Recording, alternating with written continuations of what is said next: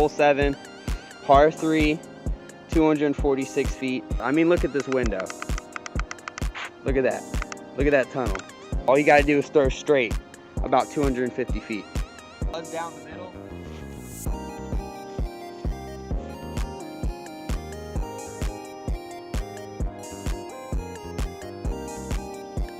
All right, guys, I feel pretty good at where I landed. I'm glad I went mid-range. A birdie streak alive, because right now we are currently 6. I'm gonna go ahead and give this a Texas flip, and I am right outside the circle.